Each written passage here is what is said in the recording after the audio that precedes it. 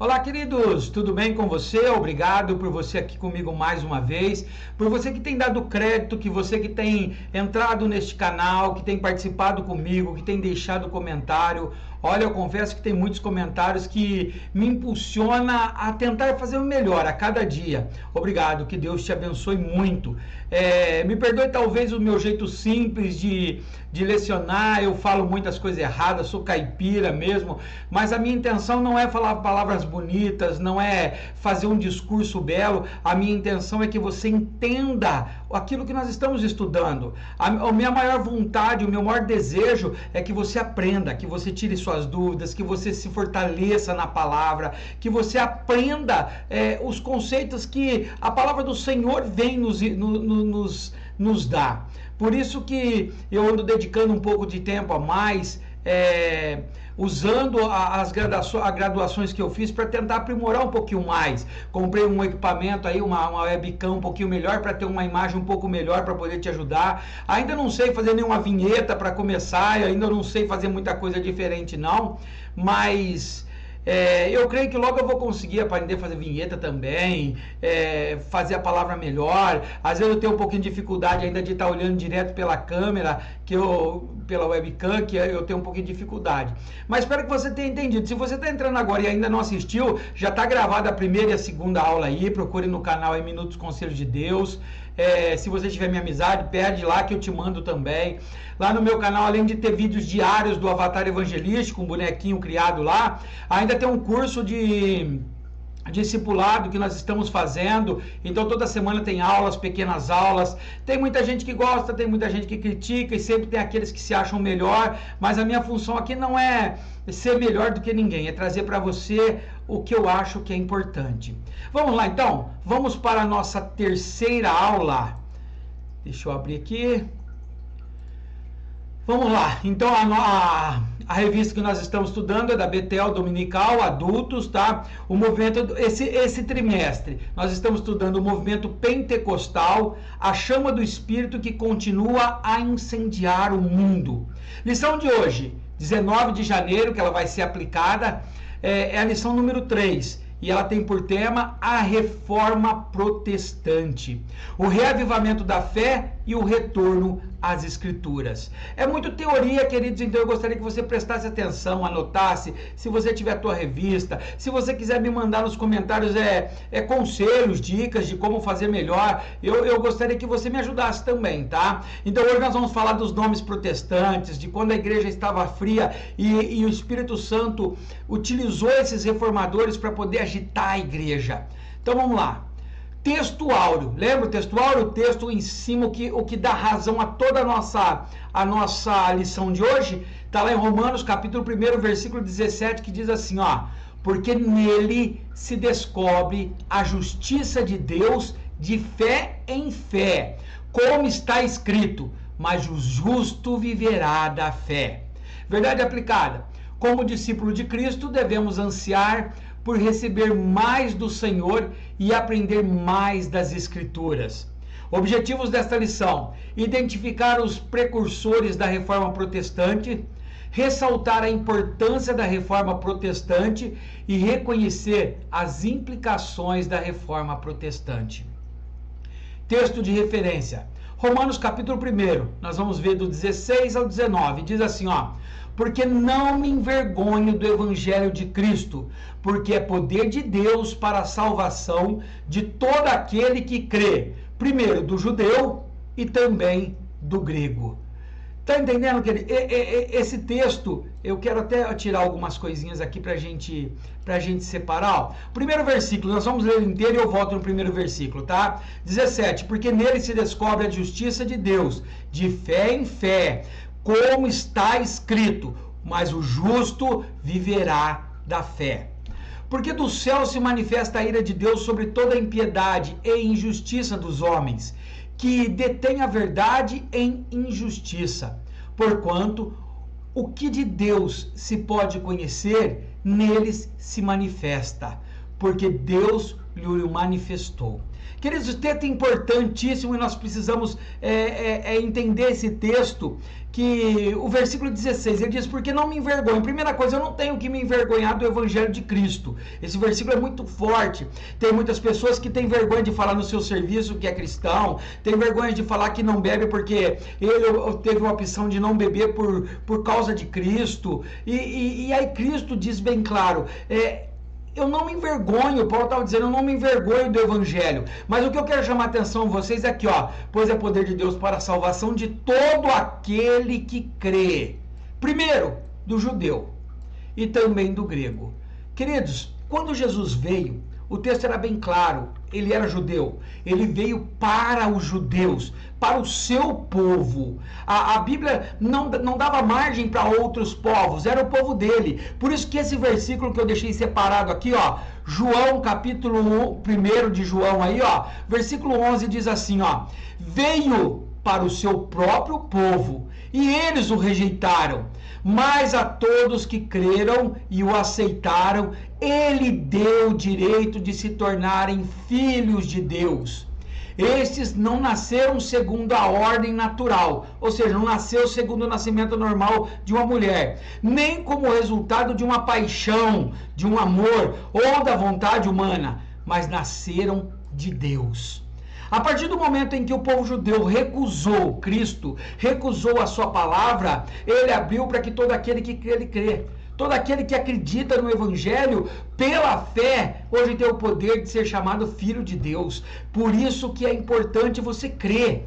A partir do momento que você crê, você passou de criatura e tem agora o direito de se tornar filho de Deus. Vamos continuar na introdução. A reforma protestante surgiu do fervoroso anseio de testemunhar mais no viver da igreja, dos valores e crenças revelados nas Escrituras. Esse mesmo sentimento é observado em diferentes momentos ao longo da história da igreja, inclusive em nossos dias.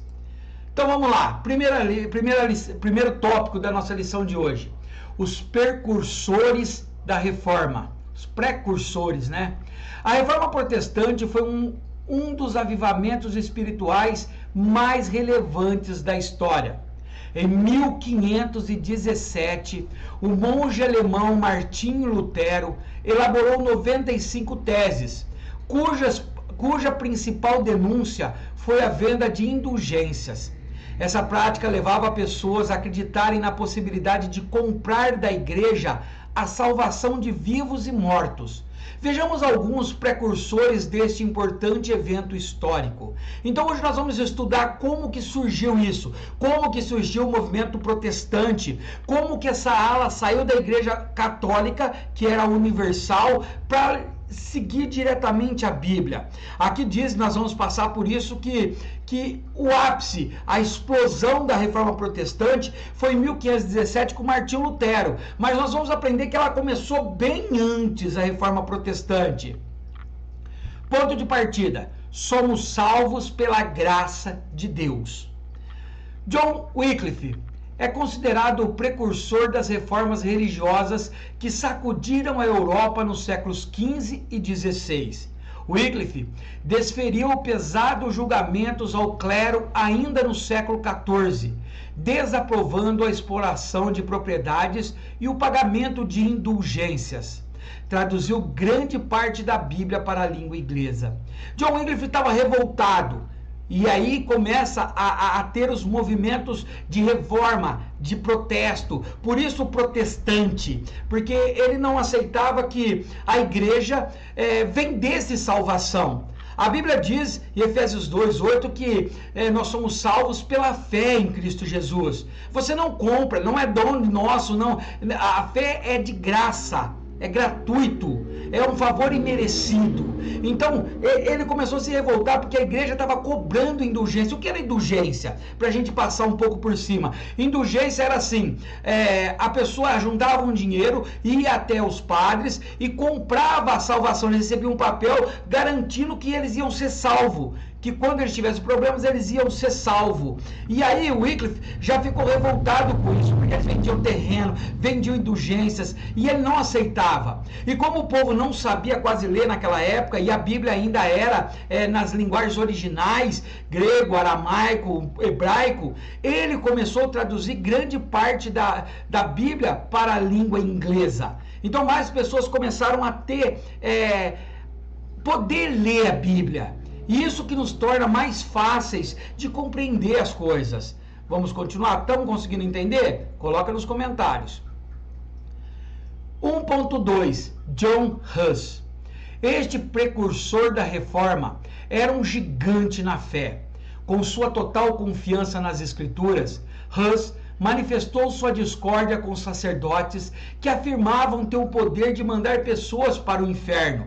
Mesmo vivendo uma vida piedosa, o favor do Espírito sobre Huss despertou a atenção dos líderes da igreja, que o viam como um anátema. Anátema era desviado da fé, um herético. Então a igreja começou a se revoltar tanto com ele, das falácias dele, e ela não aceitava ele. John Huss foi conhecido como Ganso. Isso porque lá na cidade dele, a cidade tinha o apelido de Ganso. Essa parte que está embaixo aqui, ó, eu pesquisei para que pudesse colocar assim, ó. Assim escreveu John Foxe, um escritor dos séculos, em seu livro dos Mártires, do século XVI, referindo-se a uma declaração atribuída ao reformador boêmio John Huss, por ocasião de sua morte. Condenado por heresia em 1415 pelo Concílio de Constância, Huss, de acordo com uma história que se originou alguns anos após o fato, voltou-se para os seus executores pouco antes de sua sentença ser realizada e afirmou: hoje vocês queimam um ganso, mas daqui a 100 anos um cisne surgirá, que vocês serão incapazes de cozer ou assá-lo. Essa declaração de John Huss, o Ganso, que era apelidado dele, ele estava para ser queimado vivo. Conta-se a história que ele foi queimado, e enquanto queimava ele louvava, glorificava o Senhor. E aí ele faz essa declaração: hoje vocês estão queimando o ganso, que era ele, mas daqui a 100 anos nascerá um cisne, que vocês serão incapazes de cozinhar, de matar, de segurar ele. E esse era um ato profético. 100 anos depois da sua morte, nasce Martim Lutero. Então era uma profecia que a partir daquela data dele, 100 anos depois, nasceria aquele que eles não conseguiriam apagar a chama, não conseguiria queimar ele com a morte dele. Então nasce depois Martim Lutero. 1.3. Girolamo Savonarola, ou para muitos você vai ver escrito Jerônimo Savonarola, considerado um dos pré-reformadores, teve ação especial na Itália. Inflamado pelo desejo de combater tudo aquilo que considerava imoral e não condizente com a fé cristã, Savonarola passou a dedicar-se à defesa das práticas que acreditava serem a única via da salvação das almas. Ele denunciou os desmandos e as orgias promovidas pelo clero desviado. Depois de ter sido excomungado, foi enforcado e teve o corpo queimado. Ele não aceitava, como os primeiros percussores, como nós vimos John Huss, eles não aceitavam Wycliffe, eles não aceitavam o que a igreja estava impondo. E se você quiser adentrar um pouquinho mais nisso, pesquise um pouco sobre essa parte da história, sobre a Inquisição, o que eles faziam. Todo mundo que tinha uma ideia diferente, todo mundo que se avançava para a Bíblia e tinha uma história, uma ideia diferente, era queimado, morto, como John Huss foi, como Wycliffe foi, como o Savonarola foi, enforcado, e para não ressuscitar, ainda porque eles não queriam. Desculpa, eles tinham uma ideia de que se queimasse não teria nem como sobreviver após a morte. Então vamos lá, o que eu ensinei, o que teria que ter aprendido? Uns dos principais precursores da Reforma Protestante foram John Wycliffe, John Huss e Girolamo salva-nora. Entendeu essa primeira parte? Isso daí é só para a gente ter uma entrada na lição de hoje, que são os precursores para a reforma, os precursores para hoje ter o protestantismo, para hoje ter os pentecostais. Foi ali que eles começaram a tirar o poder do clero, que achava que ninguém mais poderia saber, que eles vendiam indulgência, que eles vendiam formas de poder ter uma salvação. E esses reformadores não acreditavam nisso. Eles iam para a Bíblia. Por isso que muitos deles, que é o caso de Savonarola também, ajudavam a traduzir as Bíblias. Vamos lá para o ponto 2? Espero que estejam entendendo. Se tiver rápido demais, coloque no próximo vídeo. Se tiver algum conselho, coloque aí para mim. Se quiser um abraço, põe teu nome e fala que é um abraço, que no próximo vídeo eu vou te mandar um abraço. Eu quero que você fique comigo juntinho. Essa é a terceira aula, ainda estou com dificuldade com câmera, com requisitos aqui para mim poder aprender. Às vezes falando rápido demais. Então, vão me ajudando, vou moldando, e eu creio que até o final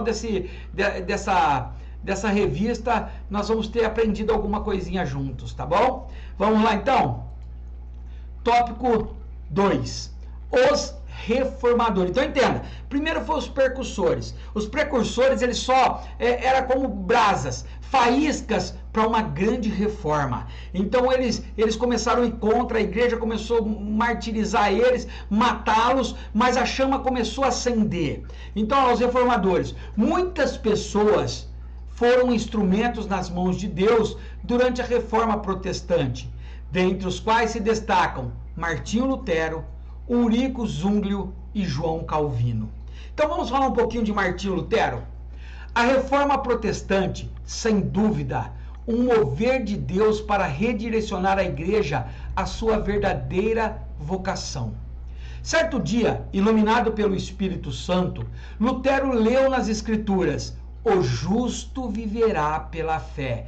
Texto da introdução nossa, lembra do nosso texto de introdução? Romanos 1,17. Martinho Lutero era um monge e dedicado demais às Escrituras, mas ele não conseguia entender, ele não conseguia aceitar as regras da igreja. Então ele se castigava, ele se autoflagelava. Conta-se a história que ele se trancava e se chicoteava para tentar se livrar do pecado, porque ele achava uma pessoa impura demais. E um dia, ele lendo as Escrituras, ele se encontrou com esse texto, que o justo, ele viverá pela fé. E ao perceber que a igreja romana havia se afastado do evangelho, Lutero fixou 95 teses nas portas da Catedral de Wittenberg, iniciando assim a chamada Reforma Protestante. Lembra? 1517. Ele pega umas folhas e começa a escrever, e dentre todos ele escreve 95 teses, 95 sugestões de que a igreja estava desviada da fé, que a igreja não estava seguindo mais o caminho das Escrituras, que a igreja estava agora num poder humano, deixando Deus de lado. Aqui em cima, aqui, vocês vão ver que dessas 25 teses, foi criado as 5 chamadas solas da Reforma Protestante. Sola, a primeira, sola Deo Gloria, ou seja, glória somente a Deus. Sola fide, somente a fé. Sola gratia, somente a graça. Sola Christus, somente Cristo. Sola Scriptura, somente as Escrituras. Então ele tirou da mão do papado, ele tirou da mão dos poderosos da igreja e começou a dizer que era somente por Deus, somente pela fé, somente pela graça, somente por Cristo e somente pelas Escrituras. Essas solas, elas ficaram como direcionamento para a Reforma Protestante. A ideia de Martinho Lutero não era destruir a Igreja Católica. Ele nunca desejou sair da Igreja Católica, mas ele queria levar a Igreja Católica de volta para o Evangelho, para suas raízes, para essas raízes da Escritura. Esse Timothy George, aqui no comentário, ele escreve assim, ó: o protesto de Lutero contra a Igreja Romana não foi fundamentalmente moral, como o de Erasmo e outros reformadores, mas sim teológico. Ele voltou-se para a Bíblia. A graça de Deus é a graça de Deus. Não podia ser comprada, vendida ou parcelada em indulgências. Se o Papa tem controle sobre as almas no purgatório, por que ele não abre os portões e deixa sair Era a conversa de Martinho Lutero. Ele ironizava Lutero, tirando sarro do Papa, né? O papado, que era de origem humana e não divina, havia se apropriado indevidamente de uma prerrogativa que pertencia somente ou apenas a Deus. Então, nessas teses, Martinho Lutero ficava ironizando, falou: se o Papa tem poder para poder tirar a alma do purgatório, por que ele não abre o purgatório e deixa todas as almas irem para o céu? Então, Martinho Lutero ficava ironizando, dizendo que nós tínhamos que voltar para as Escrituras. Entendeu? Olha o foco na lição. Em 1517, o monge alemão Martinho Lutero elaborou as 95 teses, cuja principal denúncia foi a venda de indulgências. E eu te aconselho, procura no YouTube, tem filmes de Martinho Lutero, para você poder entender. A Igreja Católica acaba formalizando uma doutrina que bloqueia, que condena Martinho Lutero. Mas o que Martinho Lutero queria era simplesmente mostrar que a salvação ela vem pela fé em Cristo. Não é por obras, para que o homem não acha que ele pode. Não é comprando a tua salvação. Não há dinheiro no mundo que compre a salvação. E é isso que Martinho Lutero batia. Procura na internet as 95 teses. Você vai ver, dá uma lida nelas. A única coisa que ele faz é catar e dizer assim: ó, é Cristo que manda, é Cristo que é a cabeça. Espero que tenha entendido. Foi bem uma passagem por cima de Martinho Lutero, porque a história do monge Martinho Lutero é muito grande, muito linda. Vamos para o próximo? 2.2. Ulrico Zwinglio, teólogo suíço e principal líder da reforma protestante na Suíça, tinha alguns pontos em comum com Lutero. Refutava a autoridade do Papa, ou seja, ele batia de frente e não aceitava que o Papa se considerasse Deus, pois somente as Escrituras possuem total autoridade. Está lá em 2 Timóteo 3,16. Então, o Zwinglio, ele também rebatia, não, o Papa, ele é o Papa, mas ele não é Deus, ele não pode se colocar no lugar de Deus. A autoridade é somente de Deus através das Escrituras, não é de um homem pecador como qualquer outro. Acreditava que tudo deve ser apreciado segundo a Bíblia. 2 Pedro capítulo 1, versículo 20 e 21. Defendia a doutrina da justificação somente pela fé. Romanos 4, versículo 5. Zwinglio entendia que a fé é um dom do Espírito Santo, não tendo afinidade intrínseca com o batismo nas águas. Ele entendia que o falar em línguas é um dom dado aos crentes que serve como um sinal para os não crentes. Então essas eram as ideias de Zwinglio, outro reformador, outro que incendiou a parte de reforma para poder chegar nos dias de hoje a reforma protestante. Walker comenta sobre Zwinglio. É interessante notar que o seu passo inicial não foi como o de Lutero.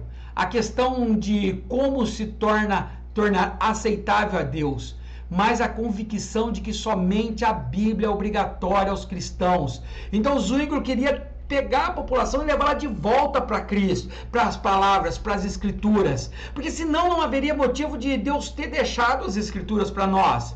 É ela que é o poder. Jesus diz assim: olha, vocês erram, vocês sofrem por não conhecer as Escrituras e o poder dela. Oséias diz: olha, vocês erram porque não conhecem as Escrituras. Conhecer e prosseguir conhecendo.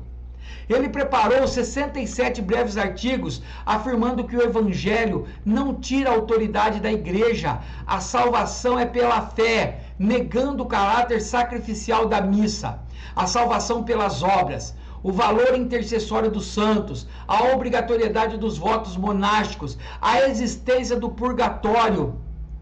Declarou ainda ser Cristo a única cabeça da igreja e advogou o casamento dos clérigos. Ou seja, ele defendia que os padres poderiam casar também, que a Bíblia não condenaria isso. Então a ideia dele era tirar tudo da mão do homem e voltarmos para a Bíblia. Por isso que teve esse avivamento, quando nós deixamos o que nós ouvimos, o que está por fora, e voltamos para as Sagradas Escrituras. Ela é o nosso livro da vida, ela é o nosso instrumento, ela é o nosso manual da vida.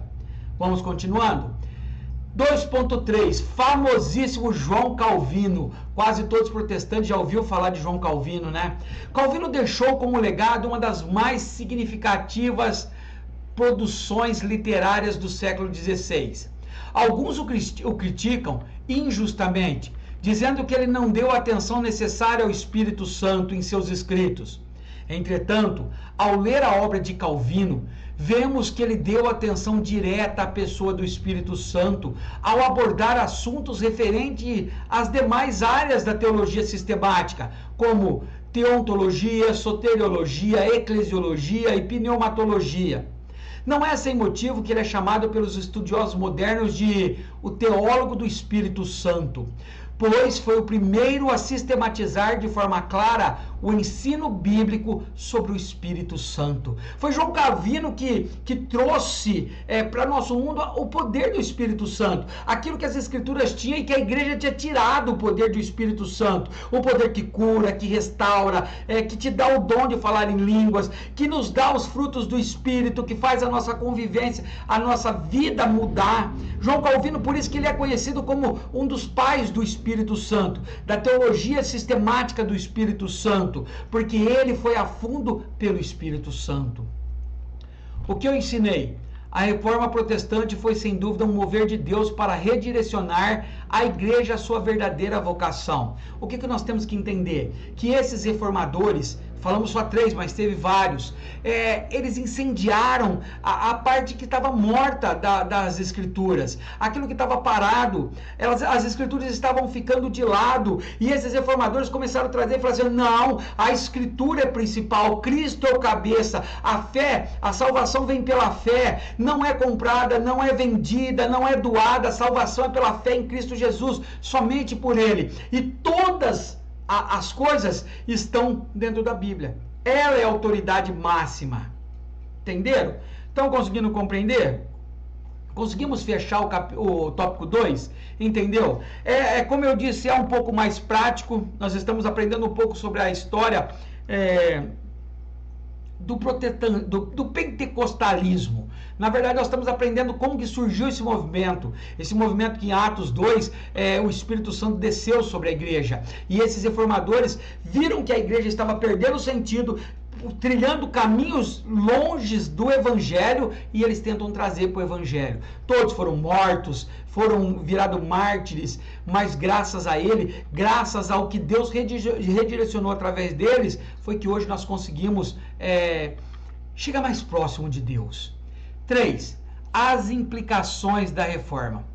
A reforma protestante aconteceu em uma conjuntura de grandes mudanças sociais, políticas, culturais e econômicas na Europa, influenciando na formação dos estados modernos. Depois dela, surgiram novas denominações cristãs. Então, até aquela época não tinha, era só a Igreja Católica, que refere à Igreja Universal, mas a partir desses movimentos, começou a surgir outras igrejas, outras linhas de pensamento, outros caminhos que levavam à verdadeira Escritura. 3.1. O Espírito Santo na vida de Lutero. O Espírito Santo na vida de Lutero. Para Lutero, o Espírito Santo é uma pessoa admirável. Lembra? Nós já vimos isso. O Espírito Santo é uma pessoa a ser apreciada e amada, e não um barulho a ser sentido. Muitas igrejas, inclusive hoje, acham que o Espírito Santo, que o Pentecoste, é barulho, é saltar, gritar. O Espírito Santo é o mover, é o poder de Deus na igreja, é o que cura, é o que batiza em línguas estranhas, é o que dá os dons. Então, para Lutero, o Espírito Santo era para ser apreciado e amado, e não era barulho, sentido, arrepio, como alguns pregam. Lutero, certamente impulsionado pelo Espírito Santo, teve o cuidado de estudar a Bíblia e iniciar um longo e progressivo retorno à visão teológica mais coerente com a autoridade das Escrituras. Comentarista Timothy George, para Lutero, a Bíblia era o livro do Espírito Santo, o veículo do Espírito Santo. Não apenas as suas palavras, mas até suas frases são inspiradas, mesmo sendo escritas por homens, mas vindas de Deus. Ele e outros reformadores enfatizavam o caráter dinâmico da Bíblia. As passagens bíblicas eram consideradas eventos vivos, aqui e agora. O Espírito Santo vivifica. Assim é possível sentir as palavras da Escritura no coração. É Ele que aquece a nossa alma. É Ele que nos dá entendimento das Escrituras. A palavra de Deus diz que o Espírito Santo nos fala lembrar das coisas que temos visto e ouvidos através da palavra. É Ele que move o nosso ser. É Ele que aquece o nosso coração. É Ele que traz existência a coisas que não existem. Jesus disse que Ele ia para o Pai, mas Ele não nos deixaria sozinhos, órfãos, mas que Ele enviaria um outro Consolador para substituir o lugar dele aqui, para ser o nosso ajudador, o nosso conselheiro. É isso que o Espírito Santo é. E a igreja no começo dos séculos tentou amordaçar o Espírito Santo, tentou frear o movimento do Espírito Santo, mas como Martinho Lutero, se você lê as Sagradas Escrituras, você vê o mover do Espírito Santo desde o primeiro versículo ao último, fazendo mudanças o tempo todo. E quando Jesus foi, ele desceu, batizando com o Espírito Santo, enchendo-nos. Nós temos que entender que é isso que o Espírito Santo faz. É Ele que muda. A palavra de Deus diz que é Ele que convence o ser humano do pecado, da justiça e do juízo. É o Espírito Santo, a pessoa do Espírito Santo. Não é homens que te convence, não é pastores, padres, líderes religiosos. Quem nos convence é o Espírito Santo. Vamos lá, 3.2. A salvação se fundamenta na fidelidade de Deus. Lutero estava descontente com as práticas e a posição do clero a respeito da salvação. Ele via com tristeza a igreja defender a ideia de que a salvação não se dava pela fé apenas, mas pelas obras. Pregava-se, por exemplo, que a remissão dos pecados e a salvação da alma podiam ser obtidas por meio de remuneração em dinheiro. Olha o que a igreja pregava naquela época, que se você pagasse, você podia ser perdoado. Você não precisava se arrepender dos seus pecados, você perdoava. Eu lembro, assistindo o filme, lendo um pouco da história de Martinho Lutero, que a revolta maior dele foi quando ele ia subir para dentro da igreja, nas escadarias de Wittenberg, e aí tinha um bêbado, um alcoólatra caído, e aí ele foi lá falar para eles que ele tinha que abandonar essas práticas, que senão ele ia para o inferno. E ele tira uma indulgência, um papel que ele tinha comprado a salvação dele. Então, para ele, com aquela compra da salvação, ele poderia continuar se prostituindo, bebendo, pecando, se destruindo, porque ele estava com a indulgência comprada. Foi aí que Lutero se revoltou e escreveu as 95 teses. Esses foram os fatores centrais que levaram Lutero a posicionar-se contra a Igreja Romana. As 95 teses.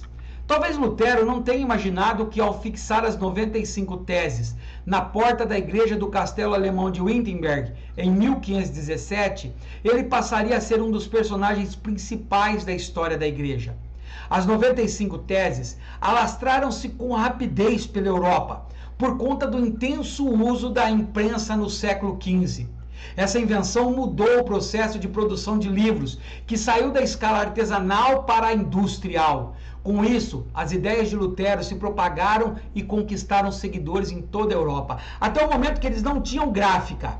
E naquela época, quando Lutero começou a trabalhar com isso, eles conseguiram montar uma gráfica, a primeira gráfica. A partir da reprodução da Bíblia, começou a reproduzir mais e mandar a Bíblia para mais e mais pessoas. Esse processo todo ajudou para que fosse divulgado para toda a Europa. Então, as 95 teses construíram algo importante na história. O comentarista Ed Haight, sobre Lutero e o ministério miraculoso do Espírito Santo. Lutero também defendeu a atividade do Espírito Santo como fonte de autoridade e ensino. Em um de seus primeiros escritos, chamado O Cativeiro Babilônico da Igreja, ele certificou aos seus leitores que, quanto à verdade ali apresentada, ele aprendera sob o guiamento do Espírito Santo.